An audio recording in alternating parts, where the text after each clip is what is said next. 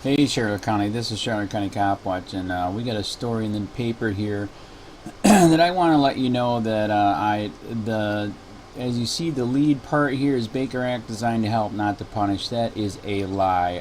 I've over the 3 years of running Charlotte County COPWATCH, I've heard countless stories, and I'm sure you guys have too, where they use the Baker Act as an excuse to search you, search your phone, search your car, search your house. And the Baker Act is bad. Here, from what I've heard, that ruins a lot of your rights. All they got to do is I think that he's mentally unstable and stuff. So then you're smeared with that. I think I've even heard they might even sometimes be able to take your guns when they claim that on you.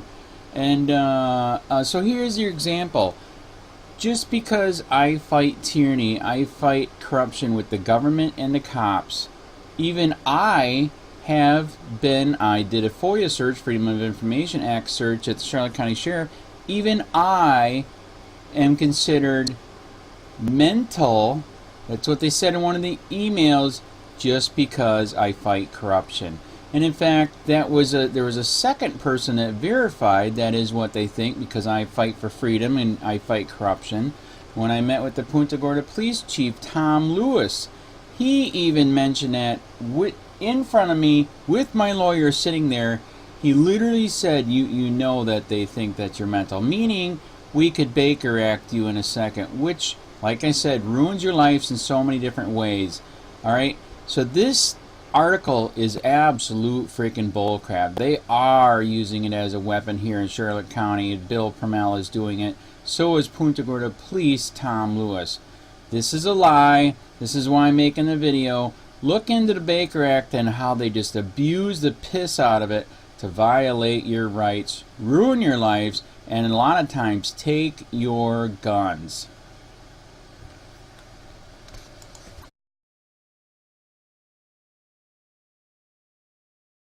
This is a lie. Charlotte County Sheriff Bill PRUMMELL and Punta Gorda Police Chief Tom Lewis use this as a weapon. It does ruin your life and is abused by them. More than 50% of the time they use it as an excuse to take them away, be able to search the person and their car and house, etc. etc. It's all about policing to profit. It's said Baker Act designed to help, not punish. Suppose you're walking along the street and see a person clutching their chest and grabbing onto a light pole.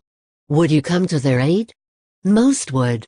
Now suppose that person was circling the pole and talking to it. Would you lower your head and hurry by, or even cross the street? Most would.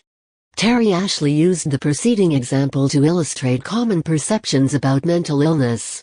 It's a rush to judgment many of us make, she said.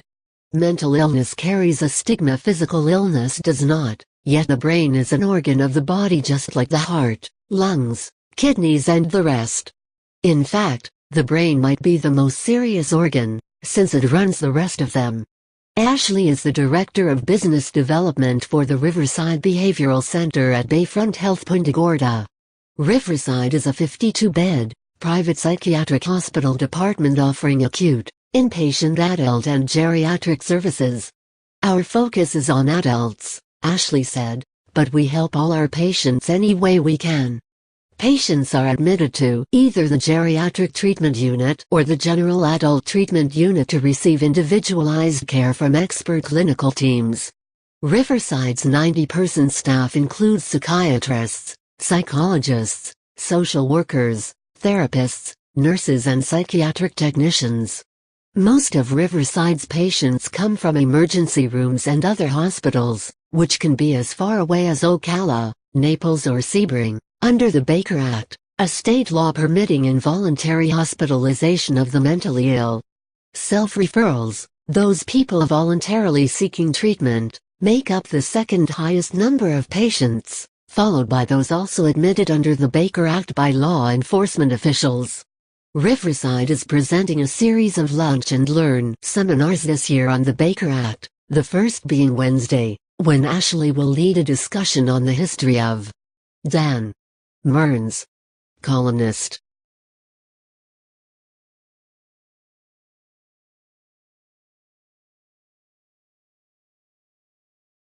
The Florida Mental Health Act of 1971, Florida Statute 394.451-394.47891, 2009 Reverend, commonly known as the Baker Act, allows the involuntary institutionalization and examination of an individual. The Baker Act allows for involuntary examination, what some call emergency or involuntary commitment. It can be initiated by judges, law enforcement officials, physicians, or mental health professionals.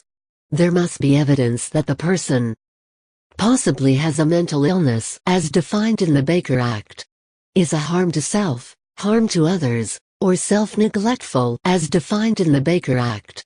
Examinations may last up to 72 hours after a person is deemed medically stable and occur in over 100 Florida Department of Children and Families designated receiving facilities statewide. There are many possible outcomes following examination of the patient.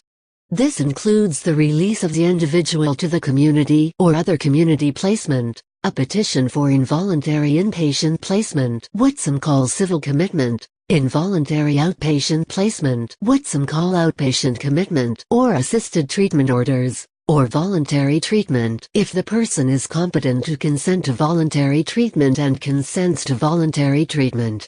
The involuntary outpatient placement language in the Baker Act took effect as part of the Baker Act reform in 2005. The act was named for a Florida state representative from Miami, Maxine Baker, who had a strong interest in mental health issues, served as chair of a House Committee on Mental Health, and was the sponsor of the bill. The nickname of the legislation has led to the term Baker Act as a transitive verb, and Baker acted as a passive voice verb, for invoking the act to force an individual's commitment. Although the Baker Act is a statute only for the state of Florida, use of Baker acting as a verb has become prevalent as a slang term for involuntary commitment in other regions of the United States. 3. Not in citation given. Clarification of Baker Act criteria. Edit. Specific criteria must be met in order to initiate involuntary examination. Among those criteria are the following elements, that by themselves do not qualify an individual as having met or meeting the criteria. Reason to believe that the person has a mental illness. Refusal of voluntary examination. The person is unable to determine whether examination is necessary. Criteria are not met simply because a person has mental illness, appears to have mental problems, takes psychiatric medication, or has an emotional outburst. Criteria are not met simply because a person refuses voluntary examination. Criteria are not met if there are family members or friends that will help prevent any potential and present threat of substantial harm. The criteria, as stated in the statute, mentions a substantial likelihood that without care or treatment the person will cause serious bodily harm in the near future. Substantial means ample, considerable, firm or strong. To further clarify this point of substantial likelihood, there must be evidence of recent behavior to justify the substantial likelihood of serious bodily harm in the near future. Moments in the past, when an individual may have considered harming themselves or another, do not qualify the individual as meeting the criteria. Near means close, short, or draws near. 4.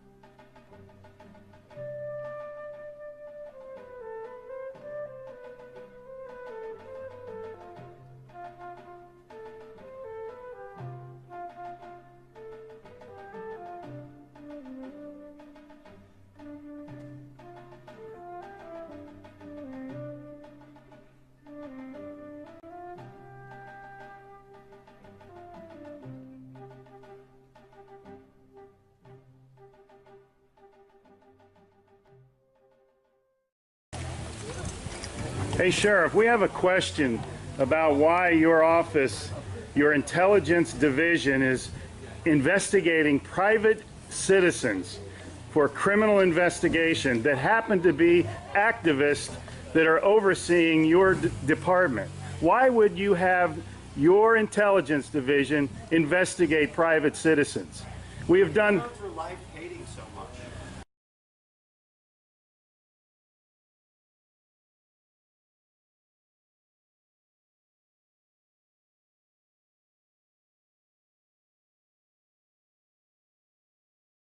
Sir, we don't hate anyone. We love freedom and we love American people. And government is out of control. That's why you're seeing such a revolt nationwide.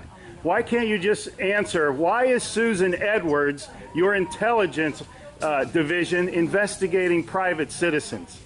This should not happen. Are you here to apply for a job?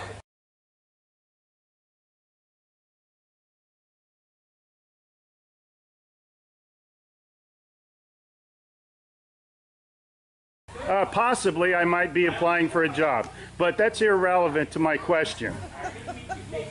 Why would you ask that question? Well, enjoy the fair. Okay. Excuse me. Excuse you? Excuse me, sir. So those of you that haven't Wow. been on a bike before, we're Sheriff's just getting a little too pushy. is You the work hard for part. us, Sheriff. In Just keeping keep that in mind. At one time we respected you, but not with that type of attitude.